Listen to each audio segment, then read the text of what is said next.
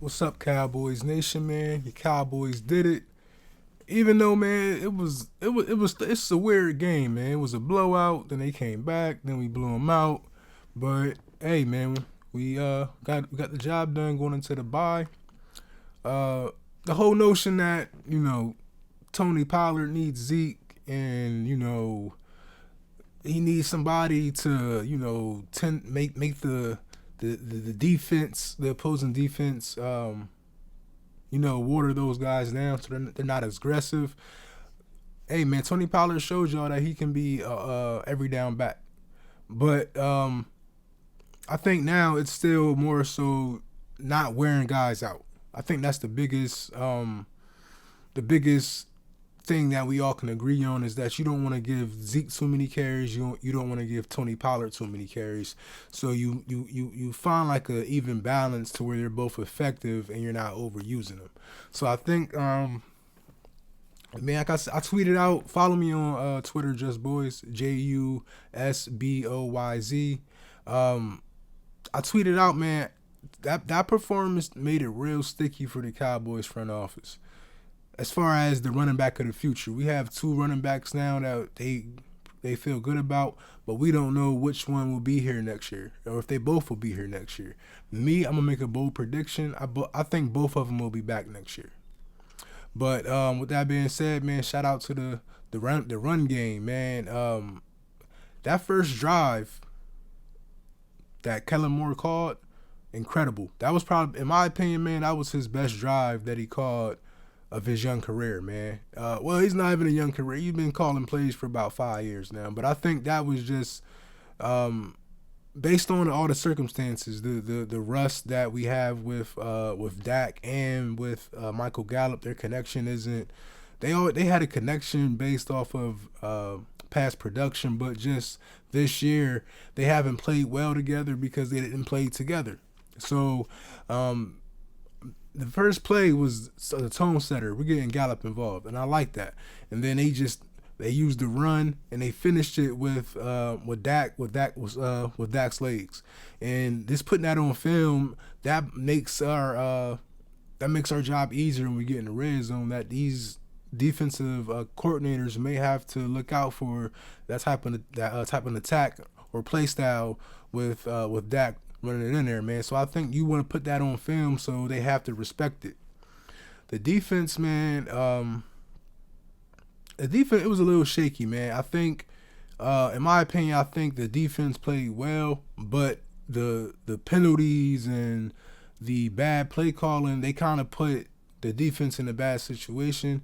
But with that being said, man, like the Bears ran the ball, and that's one thing I have to give the props to for the Bears is that regardless of how many points they were down, they continue to run the ball. So if there's anything we can take from this game, Kellen Moore, keep running the ball. We have 3-4 running backs at our use, man. Keep running the ball.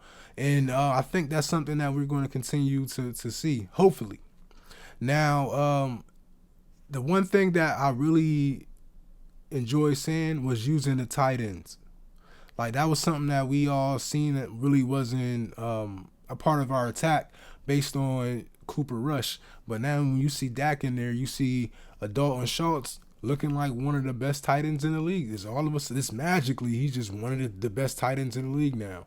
Same thing with CeeDee Lamb. CeeDee Lamb couldn't find a tissue. He didn't need a tissue when Cooper Rush was the quarterback. Now all of a sudden Dak's in there, he got the flu. He blowing his nose every, you know what I'm saying? So I think that situation is having Dak back. That opens up the offense and it makes it an easier attack, and everyone's more comfortable in their role because they know, man, I'm gonna get the ball.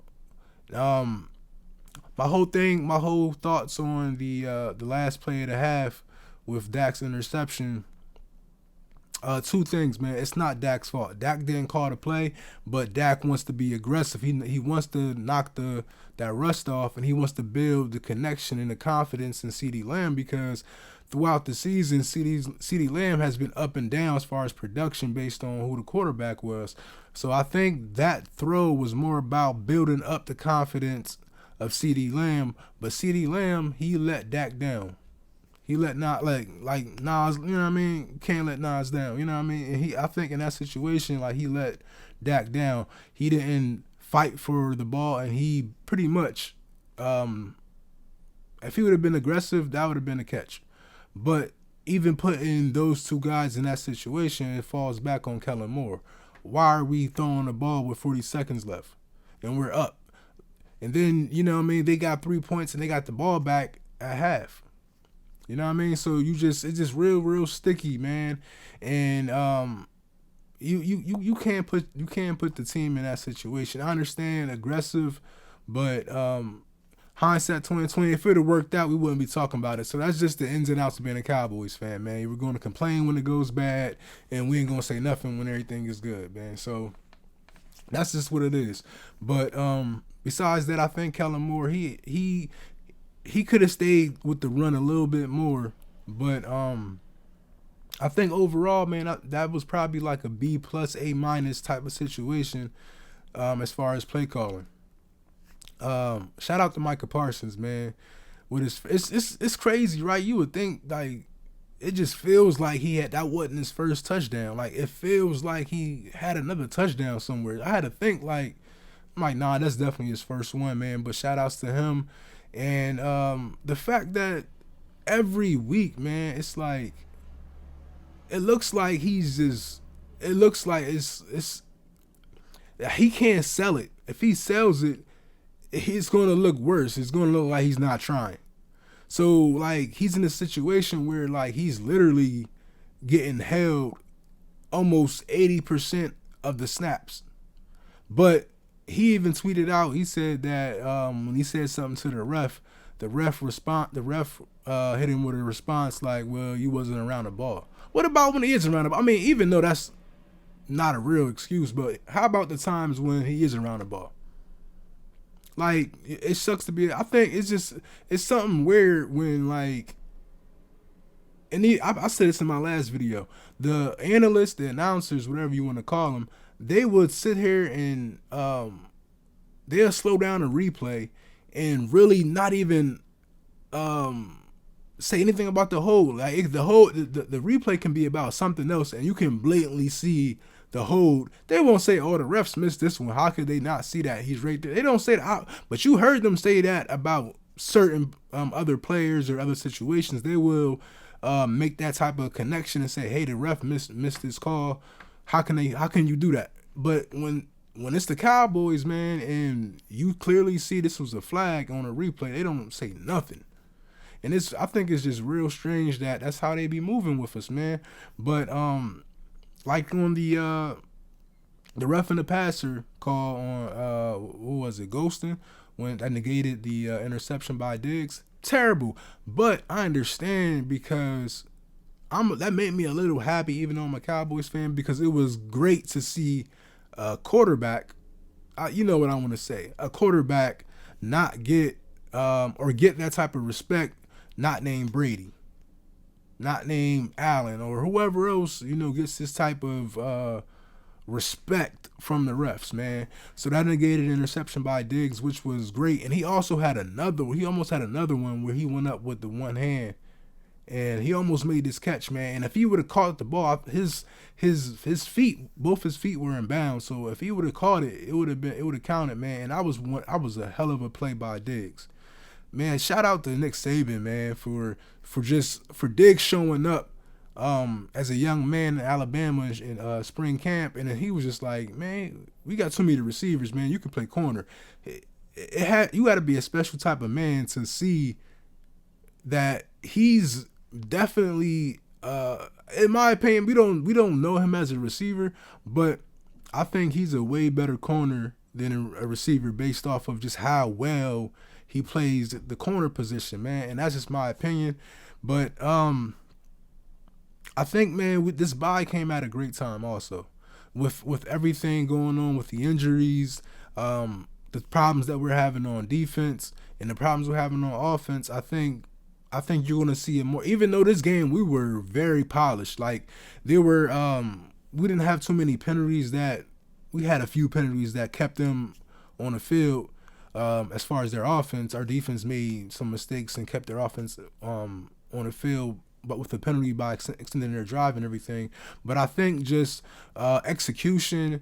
You didn't see too many mental errors, mental collapses. So I think we're starting to see a well-polished machine to where the team is producing. It's not really like we're leaning on Micah in the defense, or we're leaning on the offense, like opposed to last year when almost every game we were leaning on the offense.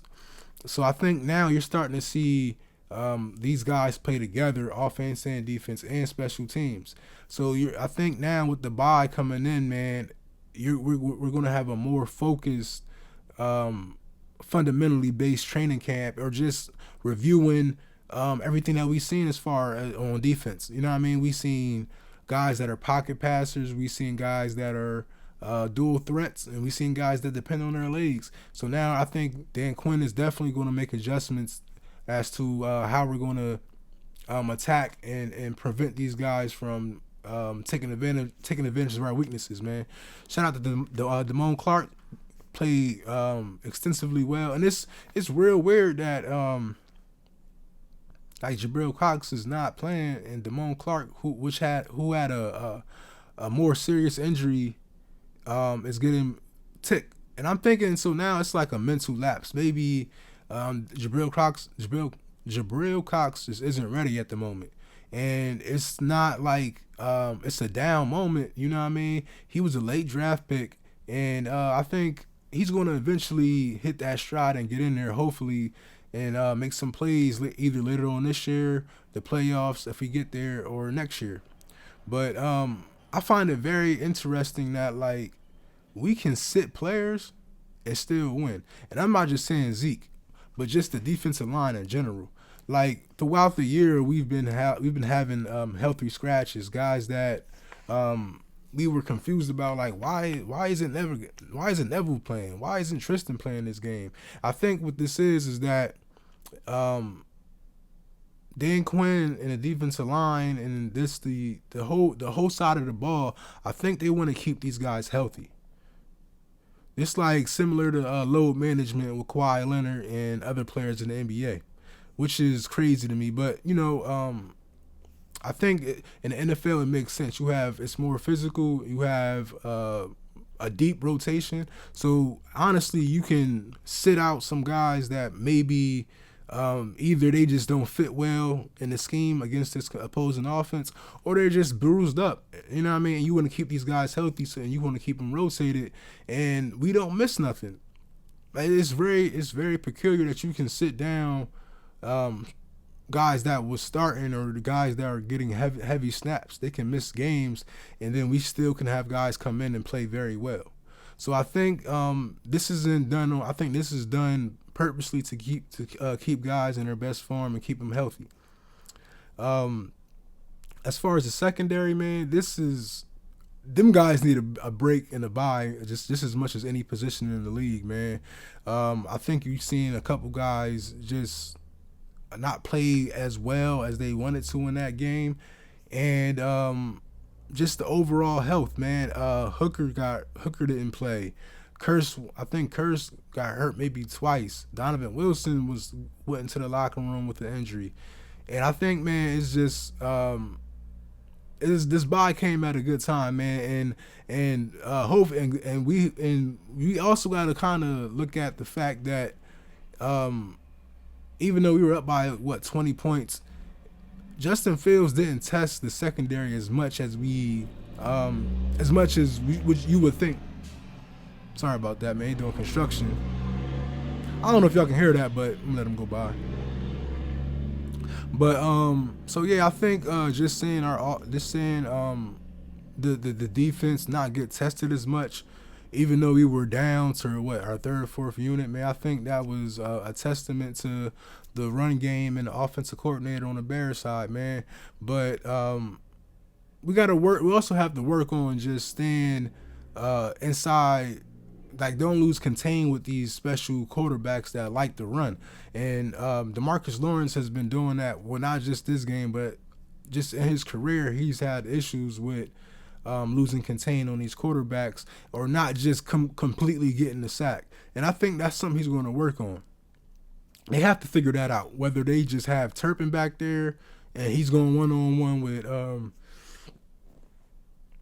he's going one-on-one with Tank, trying to get Tank in a better situation to make these tackles or sacks. But I think that's something that we're going to work on in the bye week and come back out of this bye week strong, man. Your Cowboys did it, man.